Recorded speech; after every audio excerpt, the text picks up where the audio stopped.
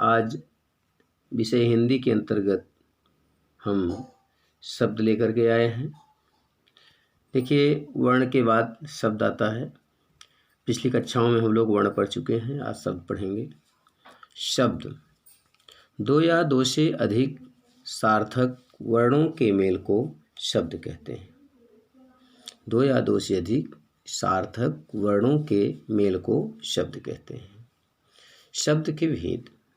शब्द के मुख्य रूप से तीन भेद होते हैं: उत्पत्ति के आधार पर, बनावट के आधार पर, प्रयोग के आधार पर। उत्पत्ति माने जहाँ से उत्पन्न किया जाए, जहाँ से पैदा हो। बनावट माने जब बनाया जाए, उसे अलग अलग शब्दों से मिलाकर, वर्ण से मिलाकर बनाया जाए, बनावट के आधार पर है। प्रयोग माने प्रयोग के आधार पर। सबसे पहले है उत्पत्ति के आधार पर। उत्पत्ति के आधार पर शब्द के 5 भेद होते हैं। उत्पत्ति के आधार पर शब्द के 5 भेद होते हैं: तत्सम, तद्भव, देशज, विदेशज, संकर। तत्सम, तद्भव, देशज, विदेशज, संकर। अब सबसे पहले देखते हैं तत्सम। तत् का अर्थ होता है उसके, और सम का अर्थ होता है समान।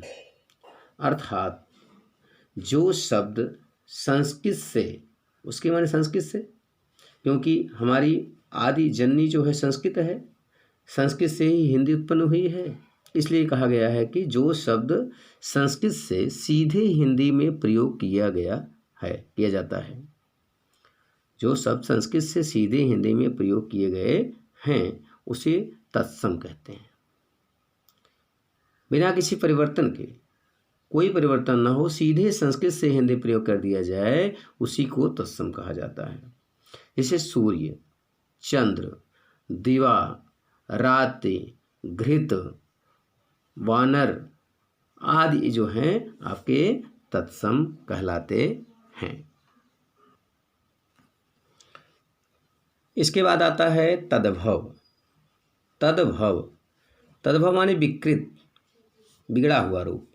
जो शब्द संस्कृत से परिवर्तित होके हिंदी में प्रयोग किए जाते हैं, मतलब संस्कृत से परिवर्तित हो करके हिंदी प्रयोग किए जाएं, उसे तद्भव कहते हैं। जो शब्द संस्कृत से परिवर्तित होके हिंदी में प्रयोग किए जाएं, उसे तद्भव कहते हैं।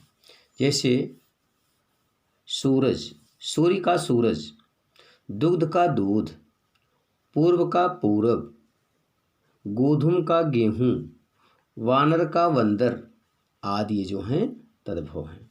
सूरज, दूध, पूरब, गेहूं, बंदर, ये तद्भव शब्द कहलाते हैं। अब क्या है देशज।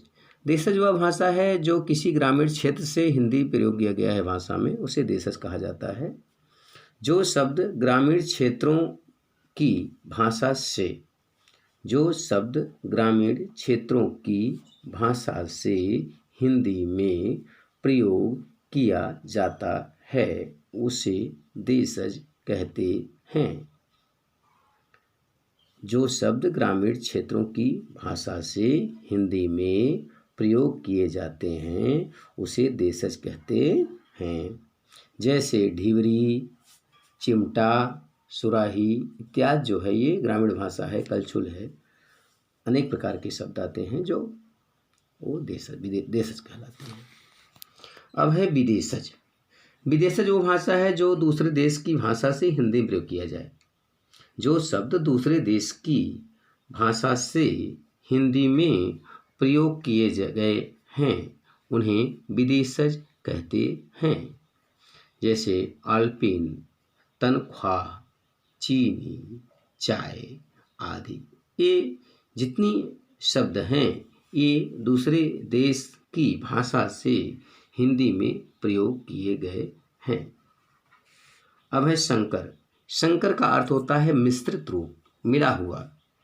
जो शब्द अलग अलग भाषाओं से निर्मित होकर, जो शब्द अलग अलग भाषाओं से निर्मित होकर हिंदी में प्रयोग किए गए हैं, उसे संकर कहते हैं।